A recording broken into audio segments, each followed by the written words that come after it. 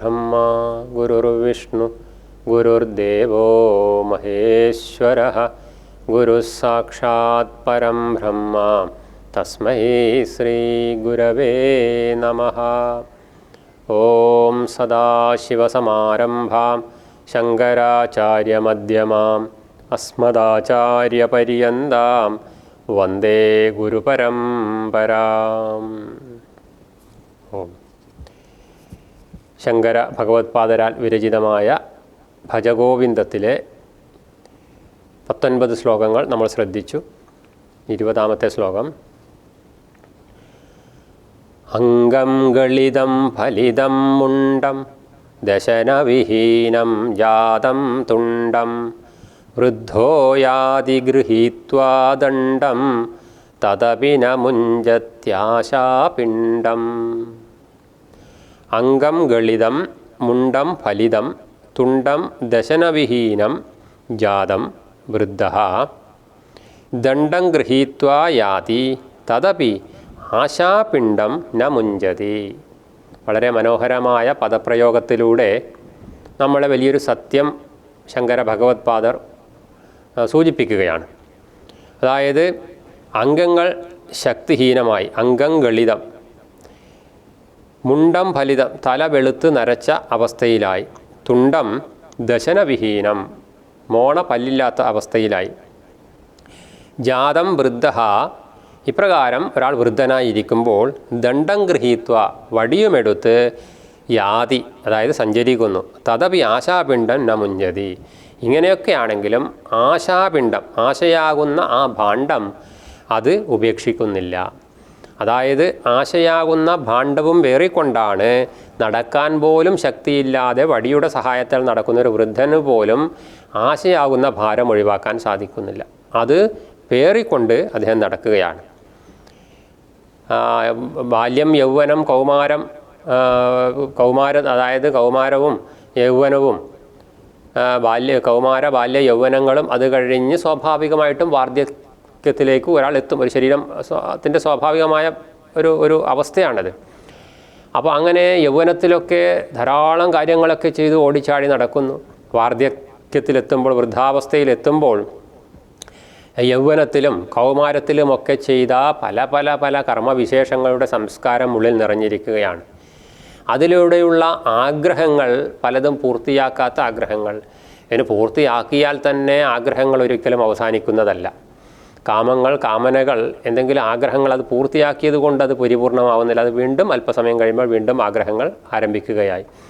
ഇങ്ങനെ യൗവന കൗമാര ബാല്യങ്ങളിലൊക്കെ ചെയ്തിട്ടുള്ള പല കർമ്മങ്ങളുടെയും സംസ്കാരം ഉള്ളിലുണ്ടാകുമ്പോൾ ആ ആഗ്രഹങ്ങൾ ഉള്ളിൽ കിടന്ന് തിളയ്ക്കുകയാണ്, ആശകൾ കിടന്ന് തിളയ്ക്കുകയാണ്.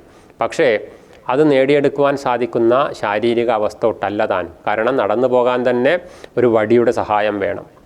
ഇങ്ങനെയുള്ള ഈ അവസ്ഥയിൽ ആശയുടെ ആ ഒരു ബന്ധനത്തെ നമുക്ക് ആചാര്യസ്വാമികൾ കാട്ടിത്തരികയാണ്. ഇങ്ങനെ സംഭവിക്കുമ്പോൾ എന്താണ് ആ വ്യക്തിക്ക് സംഭവിക്കുക? ഒരിക്കലും ശാന്തി ഉണ്ടാവുന്നില്ല. അശാന്തിയാണ് ഫലം. അശാന്തമായ അവസ്ഥയോട് കൂടിയിട്ട് വാർദ്ധക്യവും തള്ളി നീക്കുന്നു. അപ്പോൾ അശാന്തമായ അവസ്ഥയിൽ വാർദ്ധക്യം തള്ളി നീക്കുന്ന ഈ അവസ്ഥയിൽ നിന്ന് എങ്ങനെ രക്ഷപ്പെടാം? അതായത് അനുഭവങ്ങളെ ശരിയായിട്ട് വിചാരം ചെയ്ത് നിത്യാനിത്യ വസ്തു വിവേകം ചെയ്ത് ഇത് നിത്യമാണെന്നും ഇത് അനിത്യമാണെന്നും, അപ്പോൾ അനിത്യമായ വസ്തുക്കളിൽ ആഗ്രഹിച്ചിട്ട് കാര്യമില്ലെന്നും നിത്യമായ വസ്തുവിനെ ആഗ്രഹിച്ച് അത് നേടുവാൻ പരിശ്രമിച്ചാൽ മാത്രമേ കൃതാർത്ഥമാവൂ എന്നൊക്കെയുള്ള ഒരു ബോധമുണ്ടെങ്കിൽ വാർദ്ധക്യത്തിൽ പോലും അവർക്ക് ശാന്തി കണ്ടെത്താൻ സാധിക്കും. പലപ്പോഴും ചില സത്സംഗങ്ങളിലൊക്കെ വരുമ്പോൾ ആദ്യമായിട്ട് വരുന്ന പ്രായമായ മുത്തശ്ശന്മാരെയൊക്കെ കാണാറുണ്ട്. അവരുടെ ജീവിതത്തിൽ ആദ്യമായിട്ടാണ് ഒരു സത്സംഗം കേൾക്കുന്നത്.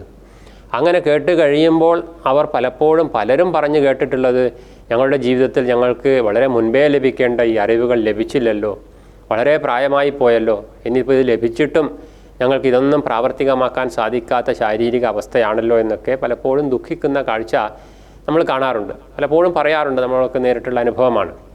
അപ്പോൾ അവരോട് പറയാറുള്ളത്, നിങ്ങൾക്ക് ഇത് കേൾക്കുവാനുള്ള പുണ്യത്തിൻ്റെ പാകത ഇപ്പോഴാണ് വന്നിട്ടുള്ളത്.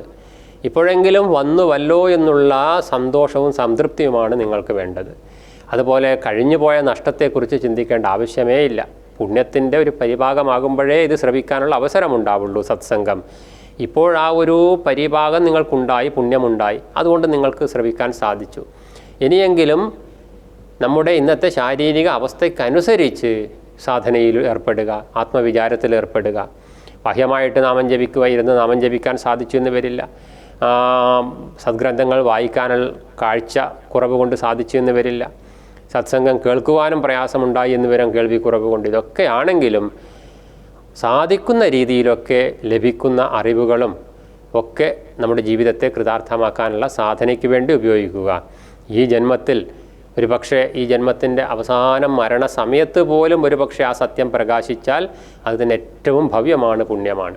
കാരണം അതിന് സാധിച്ചില്ലെങ്കിൽ പോലും ഈ ഒരു ചിന്തയോട് കൂടിയിട്ട്, ഈ ഒരു ജന്മത്തിൽ എനിക്കത് സാധിച്ചില്ലല്ലോ എന്നുള്ള ചിന്തയോട് കൂടിയിട്ട് ശരീരം ഉപേക്ഷിക്കേണ്ടി വന്നാലും ഈ പറഞ്ഞതുപോലെ, ഇവിടെ പറഞ്ഞതുപോലെ നടക്കാത്ത അനവധി നടന്നു കാണണമെന്ന് ആഗ്രഹിക്കുന്ന അനവധി വിഷയാശകളുടെ പാശത്തിൽ ബന്ധിച്ച് മരണപ്പെടുന്നതിനേക്കാളും എത്രയോ പുണ്യകരമാണ് സത്യത്തെ അറിയാൻ സാധിക്കാതെ ഉള്ള അതറിയണമെന്നുള്ള ആശയോടുകൂടി മരണപ്പെടുന്നത്. കാരണം അങ്ങനെ മരിച്ചാൽ അവർക്ക് അടുത്ത ജന്മത്തിലെങ്കിലും ഈ ഒരു സത്യത്തെ അറിയുവാനുള്ള ഒരു പന്ഥാവിൽ, ഒരു വഴിയിൽ എത്തിച്ചേരാൻ സാധിക്കും.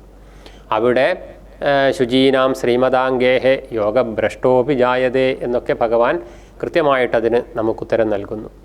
അങ്ങനെ ഒരു യോഗഭ്രഷ്ടനാവാനെങ്കിലും സാധിച്ചാൽ അത് വലിയ പുണ്യമാണ്. അല്ലാതെ കേവലം ആഗ്രഹങ്ങളുടെ ആശാപിണ്ഡത്തിൽപ്പെട്ട് മരണപ്പെട്ടാൽ അത് കൂടുതൽ നമ്മളെ താഴ്ന്ന യോനിയിലേക്ക് ഒരു പക്ഷേ നയിക്കും. സത്വം വളരെയധികം വർദ്ധിച്ചിരിക്കുന്ന സമയത്ത് മരണപ്പെട്ടാൽ പുണ്യവാന്മാരുടെ ലോകത്തെത്തിച്ചേർന്ന് പുണ്യമനുഭവിച്ച് അതുപോലെ ഒരു പുണ്യഗൃഹത്തിൽ വന്ന് ജനിച്ച് സാധന മുന്നോട്ട് തുടരാനുള്ള സാഹചര്യമുണ്ടാവും. രജോ ഗുണം വളരെ വർദ്ധിച്ചാൽ അത്യന്തം കർമ്മപ്രിയരായവരുടെ ലോകത്തായിരിക്കാം വന്ന് ജനിക്കുക എന്ന് പറയുന്നു. തമോ ഗുണം വർദ്ധിച്ചാൽ നീചയോനിയിൽ അല്ലെങ്കിൽ താഴ്ന്ന യോനിയിൽ ജനിക്കാൻ സാധ്യതയുണ്ട് എന്നും ഗീതയിൽ പറയുന്നു. അപ്പോൾ അതുകൊണ്ട് ആഗ്രഹങ്ങൾ ഇത്തരം തമോ ഗുണപ്രധാനവും രജോ ഗുണപ്രധാനവുമായ ആഗ്രഹങ്ങളുമായിട്ടാണ് ചിന്തിച്ചിരിക്കുമ്പോൾ നമ്മൾ മരിച്ചു പോകുന്നതെങ്കിൽ അടുത്ത ജന്മവും നമുക്ക് നഷ്ടമാവുന്ന ഒരവസ്ഥയാണ്. അതുകൊണ്ട് സാത്വികമായ ചിന്തയും സാത്വികമായ കർമ്മങ്ങളും സാത്വികമായ പ്രവർത്തനങ്ങളിലൂടെ മുന്നോട്ട് പോകുവാൻ പരിശ്രമിക്കേണ്ടതാണ്. അല്ലാത്ത പക്ഷം അത് ദുഃഖത്തിന് കാരണമാവും എന്നിവിടെ വ്യക്തമാക്കുകയാണ്. നമ്മൾ ജ്ഞാനപ്പാനയിലും ഹരിനാമകീർത്തനത്തിലൊക്കെ നമുക്ക് കാണാൻ വേണ്ടി സാധിക്കും. അവിടെയൊക്കെ ആചാര്യന്മാർ പറയുന്നു, അതായത് തൻ്റെ കുട്ടിക്കൊരു സന്താനമുണ്ടായിട്ട്, തൻ്റെ കുട്ടിയെ കല്യാണം കഴിച്ച് അതിലൊരു സന്താനമുണ്ടായിട്ട് ആ കുട്ടി വെളുക്കുന്നത് കണ്ട് കണ്ണടയണം എന്നാണ് ആഗ്രഹം എന്നൊക്കെ പറയുന്നൊരു മുത്തച്ഛൻ്റെ കഥ അതിൽ നമ്മൾ കാണുന്നുണ്ട്. അല്ലെങ്കിൽ നമ്മുടെ അടുത്തുള്ള ആ ഒരു വയൽ വാങ്ങിയിട്ട് അടുത്ത വയലും കൂടി വാങ്ങിയിട്ട് അതിൽ വിളവെടുത്ത് കാണണം എന്നൊക്കെ ആഗ്രഹിക്കുന്ന മുത്തച്ഛന്മാരുടെയൊക്കെ ചിത്രം നമ്മൾക്ക് അവിടെ കൃതികളിൽ നമുക്ക് കാണാൻ വേണ്ടി സാധിക്കുന്നു. ഇതൊക്കെ അവിടെ ആചാര്യൻ അതൊക്കെ കാണിച്ചു തരുന്നത് എന്തിനാണ്? ഇത്രയും അപഹാസ്യമായിട്ട് നമ്മുടെ ജീവിതം നശിപ്പിക്കരുതേ എന്ന് നമ്മളെ ബോധിപ്പിക്കാൻ വേണ്ടിയിട്ടാണ്. കാരണം അതൊക്കെ കണ്ടിട്ടും കാര്യമൊന്നുമില്ല, അത് കണ്ടാലും നമ്മൾ മരിക്കും. അപ്പോൾ അതുകൊണ്ട് അങ്ങനെ മരിച്ചു പോകാതെ തിരിഞ്ഞു നോക്കുമ്പോൾ എൻ്റെ ജീവിതം കൃതാർത്ഥമായി എന്ന തലത്തിലേക്ക് ഉയരുവാൻ നമുക്ക് സാധിച്ചാൽ അതാണ് ഏറ്റവും പ്രധാനം. അപ്പോൾ അതുകൊണ്ട് ആ രീതിയിലേക്ക് ജീവിക്കാൻ നമുക്ക് സാധിക്കണം. അല്ലാത്ത പക്ഷം ശരീരം തളരും, ആഗ്രഹങ്ങളൊട്ട് തളരുകയുമില്ല.